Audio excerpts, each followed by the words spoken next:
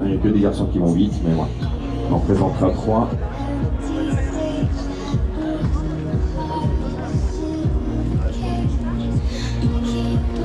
Allez, pour l'instant, j'en ai 3 sur 6.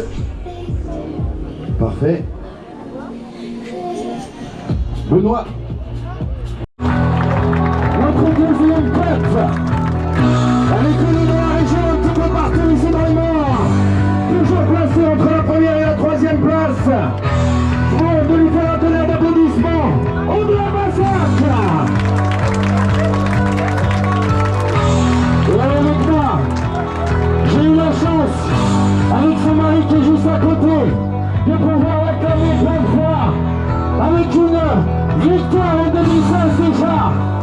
Du côté des Templiers, une troisième place à la Ténéos, 2 enfants, 4 ans d'absence, avec le retour depuis 2024, Caroline Benoît.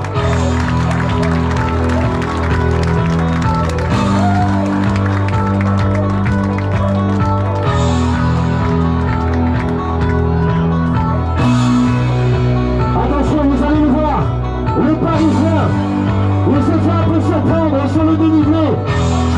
C'est Maquisard, il a été longtemps en tête de ces 20 km. Il s'est fait rattraper sur la fin, mais il a rien lâché. Et je vais dans le bureau.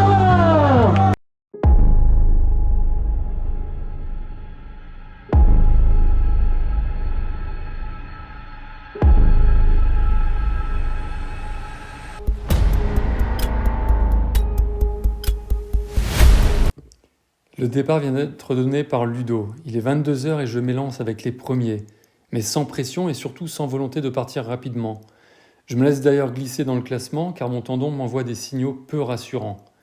Je serre les dents et je me dis qu'il va bien falloir s'écouter en réduisant la voilure. Aussi, je sors les bâtons alors que nous empruntons une route qui s'élève pour laisser Grimaud en contrebas. La route devient une piste DFCI et je reste bien dans ma bulle. J'ai promis à Julien de rester très facile jusqu'à ce que je le retrouve au 97e kilomètre. J'échange quelques mots avec des coureurs et notamment sur cette chaleur qui me fait regretter le collant. Le premier ravitaillement est situé au kilomètre 19 et je suis dans mes temps de passage et même mieux car j'avais tablé sur 2h15 au plus et je pointe avec 10 minutes d'avance sur mes prédictions. Mais je sens bien que je n'ai pas été aussi facile que je le souhaitais et je me mets rapidement en mode alternance marche et course lente. Je reste vigilant sur mes appuis, il est très facile de se faire une cheville. Le prochain ravitaillement est situé au kilomètre 34,5 et à ce moment de la course, j'aurai également plus de 1100 mètres de dénivelé dans les jambes. J'avais espéré mettre 4 heures, mais je rejoins le col de Gratteloup en 4h20 et en 60e position. Nous étions 130 au départ, j'ai déjà perdu 18 places, mais je ne le sais pas car je ne consulte pas les résultats en temps réel. Il me faut alors rejoindre le plan de la tour qui est au kilomètre 48. J'y arriverai sur les coups de 5 heures du matin. Je suis bien conscient que mon plan de course est en train de voler en éclats et je commence à m'inquiéter pour Julien car il va devoir attendre un peu plus que prévu. Beaucoup plus que prévu même car je lui avais annoncé 10 heures du matin, le samedi, à la Molle, au kilomètre 97. Alors je vous ai fait une petite vidéo, enfin même il y a 2 petites vidéos, une à 3 heures du matin et l'autre à 4 heures. Donc vous allez voir que c'est un petit peu folklorique, parce qu'en pleine nuit, je commençais vraiment à fatiguer, à avoir des hallucinations, et pourtant c'était que la première nuit.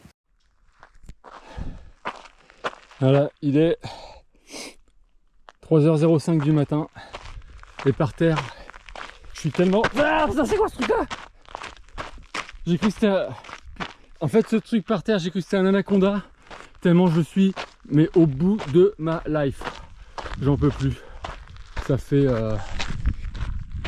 pas si on voit, non on verra pas avec ma lampe là.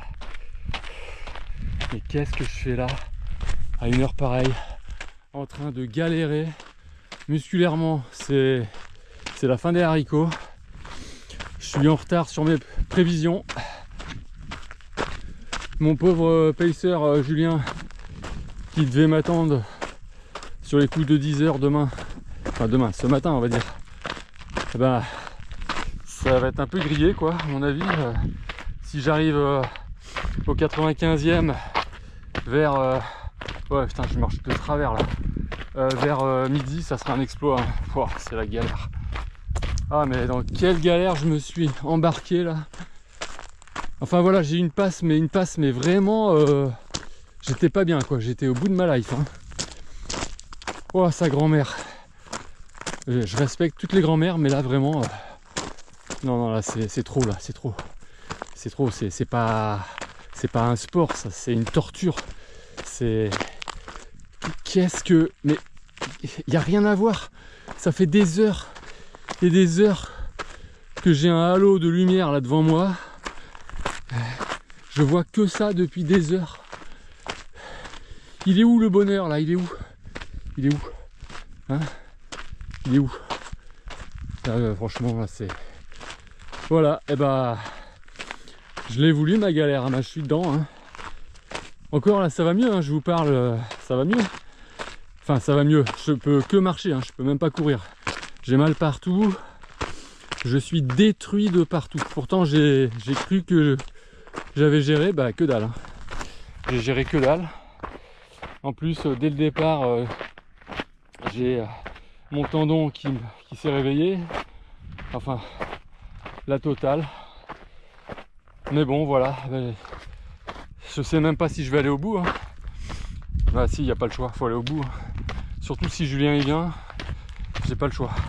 Si Julien il fait le déplacement, je vais pas jouer les chochottes là à abandonner parce que j'ai l'ischio en délicatesse et le cerveau en vrac.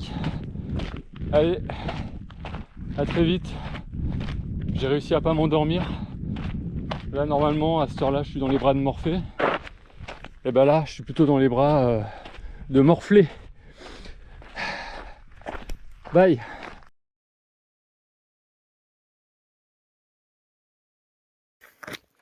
Bon, il est vers les 4 heures du matin.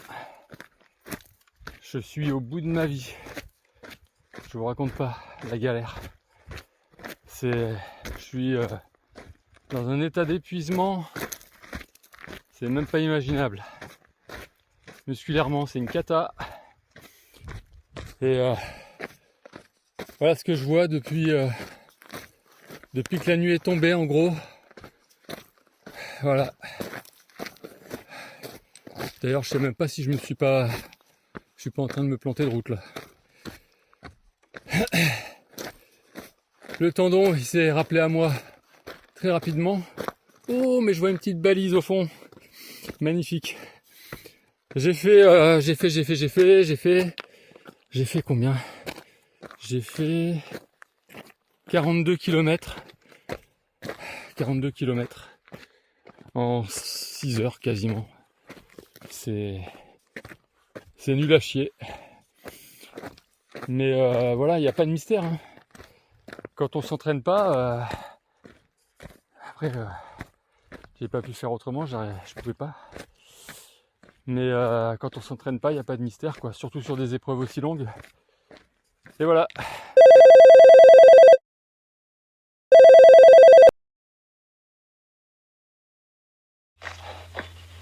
Salut Pascal, merci pour tes encouragements.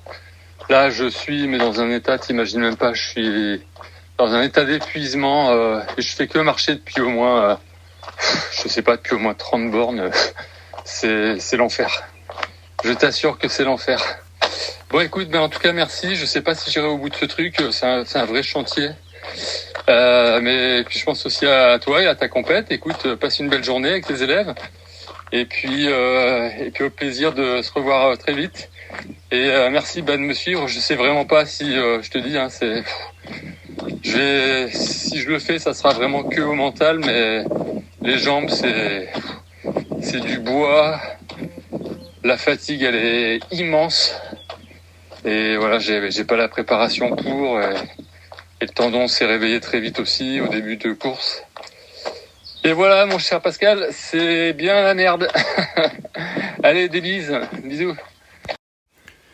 Alors me voilà arrivé au plan de la tour. Je me rappelle m'être assis en tout cas sur une pierre. J'étais vraiment fatigué. Il y avait d'autres coureurs avec moi. Et j'ai pas voulu traîner parce que je me disais que la route était encore longue et c'était vraiment une une philosophie que je voulais adopter le plus possible, c'était de ne pas rester plus de 10 minutes à un ravitaillement. Alors j'arrive ensuite à la première grande base-vie, donc à la Garde Freinet, un très très beau village, hein. Et là je récupère mon sac d'allègement, donc j'en profite pour faire un petit peu comme Courtney de Walter, je me lave les dents, je me mouille un petit peu le visage, puis j'essaie de récupérer un petit peu, parce que voilà, cette nuit blanche m'a mis un peu KO debout, et enfin KO assis on va dire. Et bon, là je sais aussi que j'ai perdu beaucoup de temps sur mes prévisions. Alors il me reste 36 km à couvrir pour rejoindre donc la base vie de la Mole au 97e kilomètre, là où m'attend donc Julien. Et je sais que voilà, j'avais prévu d'arriver à 10 heures, mais 36 km en 2 heures, c'était purement impossible. Donc je savais que j'allais arriver plutôt sur les coups de 15 ou 16 heures. Après ouais, 5-6 heures de marche, on va dire, puisque j'étais trop fatigué pour courir de toute façon. Et je me suis retrouvé sur des crêtes avec pas mal de vent, à avancer vraiment très lentement, et ça a été très difficile. Alors pendant un long moment, j'ai emprunté, enfin moi et tous les autres concurrents, des pistes DFCI de ce type, et c'était très long, surtout quand on n'avance pas et qu'on voit au loin la piste se profiler. Et donc voilà, il y a eu des moments, j'ai dû même me poser et dormir 5 minutes, parce que j'étais vraiment dans un état de fatigue avancé. Alors je vais finir par arriver à la Mole, et là tout va changer. Tout va changer parce qu'au bout de ces 97 km en fait à la montre, je retrouve Julien.